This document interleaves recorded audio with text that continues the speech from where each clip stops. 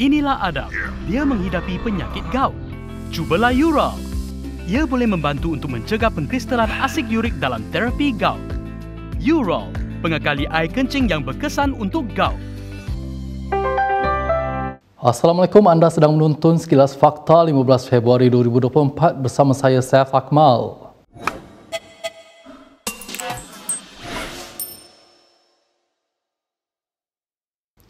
Sultan Selangor Sultan Sharafuddin Idris Shah bertitah menggesa semua pihak menghormati keputusan Mahkamah Persekutuan. Titah itu dikeluarkan kira-kira seminggu selepas Mahkamah Persekutuan memutuskan 16 daripada 18 peruntukan jenayah syariah Kelantan terbatal. Pada hemat mereka, semua pihak harus menghormati keputusan Mahkamah Persekutuan dan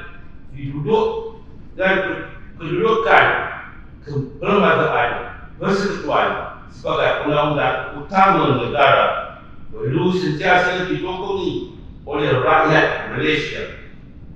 Di dalam menangani isu yang bangkit ini, apa yang lebih penting ialah usaha kita dalam mencari jalan untuk mengatasi segala masalah yang timbul dengan mengkaji kaedah memperluaskan komunikasi Badan Perundangan Negeri untuk mengubah undang-undang jenayah syariah dalam kerangka yang ditetapkan oleh lembaga persekutuan.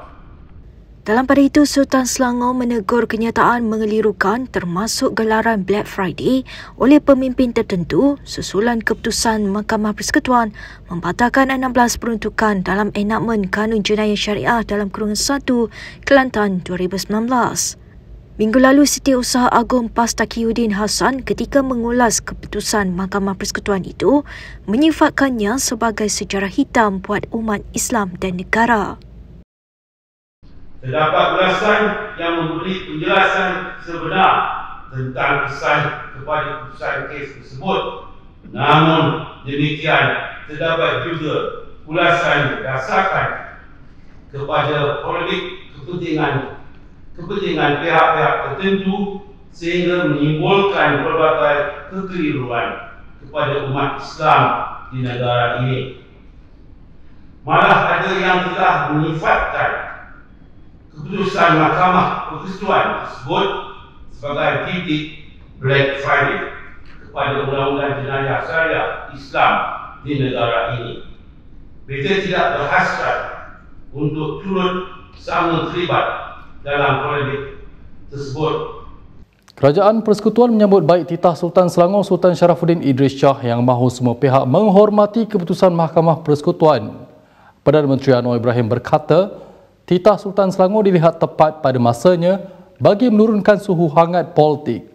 Satu perkara yang penting hasil dari mesyuarat tadi ialah kenyataan Wahidudin Yang Mulia Tuan Raja Selangor, Sultan Selangor yang menekankan dan cuba melurus dan menurunkan suhu hangat politik terkait dengan keputusan Mahkamah Persekutuan mengenai kedudukan Mahkamah Syariah di negara kita.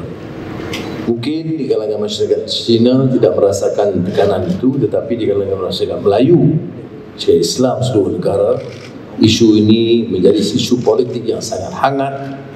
Hukum dijatuhkan, mencerca, penghinaan kepada hakim-hakim dan kerajaan dan sebagainya.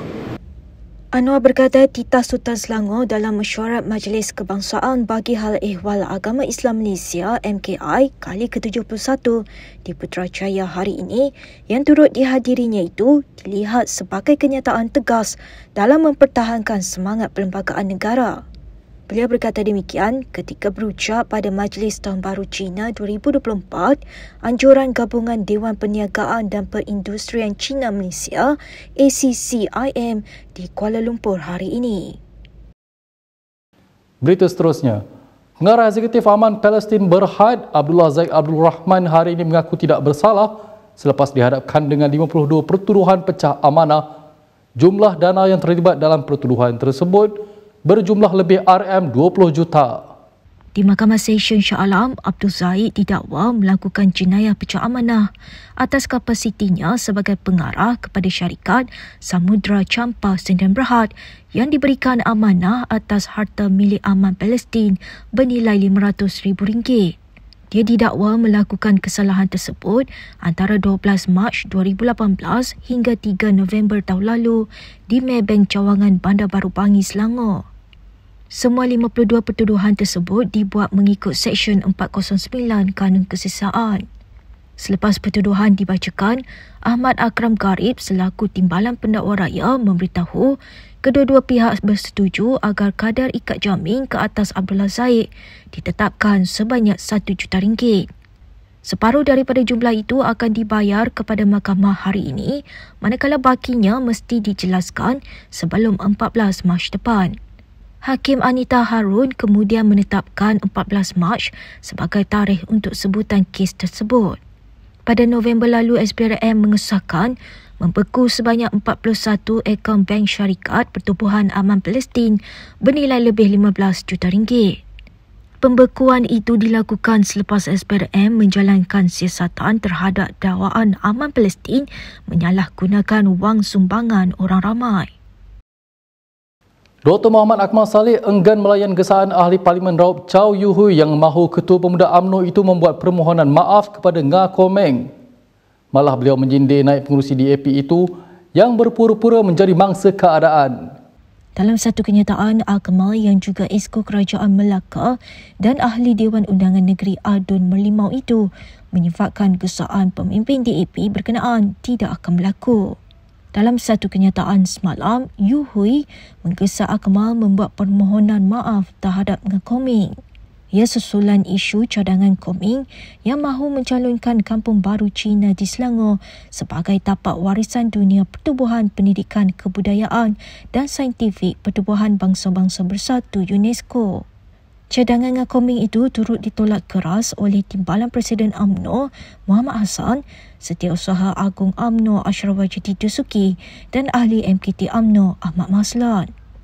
Menurut Yu Hui, Majlis Kerja Tertinggi MKT UMNO juga perlu bertindak terhadap Akmal kerana kenyataannya mengenai tawaran pembelajaran sejarah kepada Nga Komeng telah merosakkan hubungan kerjasama antara UMNO dan DAP dalam kerajaan perpaduan. Mengulas lanjut, Akmal yang juga Ketua UMNO bahagian Jasin turut mengulangi amaran kepada mana-mana pihak supaya tidak menyentuh perkara sensitif, khususnya berkaitan aspek agama, bangsa dan institusi diraja 3R. Kita ke perkembangan berikutnya. Ahli Majlis Kerja Tertinggi UMNO Muhammad Puan Zarkashi meminta Ahli Parlimen Pasir Gudang Hassan Karim supaya lebih sedar.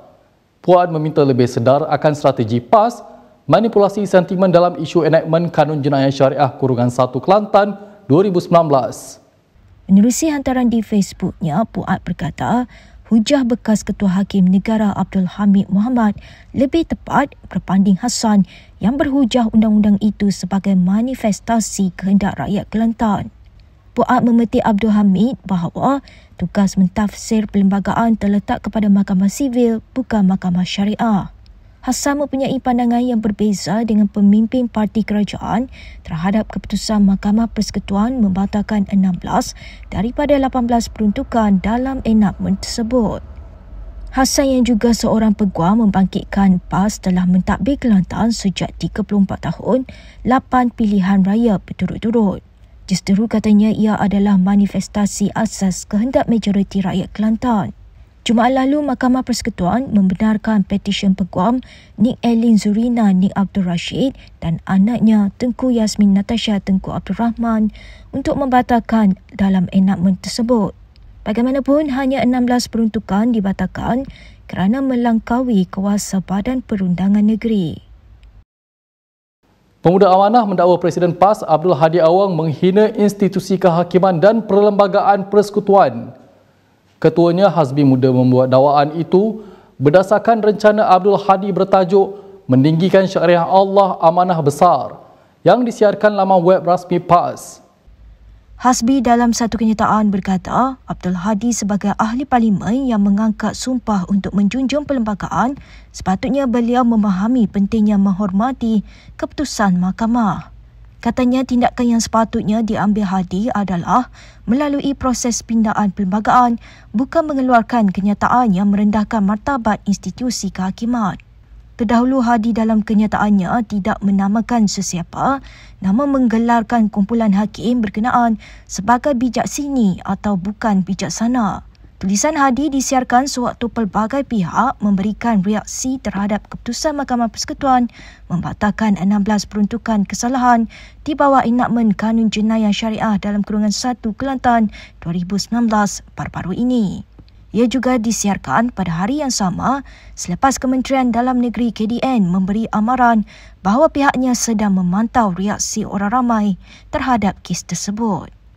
Dalam pada itu, Hasbi berkata Hadi yang sebenarnya gagal kerana pernah menjadi sebahagian dari kerajaan namun tidak ada usaha untuk meminda perlembagaan. Katanya ini sekaligus mencerminkan dirinya bersikap sambil lewa dalam menjalankan peranan sebagai seorang ahli legislatif. Sementara itu, Pemuda Amanah tetap meneruskan laporan polis terhadap seorang pempengaruh yang memuat naik video parodi menyindir keputusan mahkamah. Ia berkaitan pembatalan pertukan berkaitan jenayah syariah Kelantan. Timbalan Ketua Pemudanya Daniel Ar-Rashid Harun Aminah Rashid berkata, laporan polis akan tetap dibuat walaupun Didi Chronicle telah memadam video itu dan memohon maaf. Terdahulu Didi Chronicle atau nama sebenarnya Dede Sulaiman Rai memuat naik lakonan 3 minit 55 saat di media sosialnya. Video itu antaranya menyindir bahawa perbuatan minum arak dan berjudi bukan kesalahan bawah Undang-Undang Sivil. Ia dikeluarkan selepas Mahkamah Persekutuan membenarkan permohonan Peguam Ni Elin Zurina Ni Abdul Rashid dan anaknya Tengku Yasmin Natasha Abdul Rahman untuk membatalkan 16 peruntukan kesalahan bawah enakmen Kanun Jenayah Syariah dalam kurungan 1 Kelantan 2019. Bagaimanapun semalam Dede 43 tahun membuat permohonan maaf dan menurunkan video tersebut selain mengakui terlepas pandang serta tidak berhati-hati terhadap fakta dipersembahkan. Berikut beberapa lagi ringkasan berita untuk hari ini.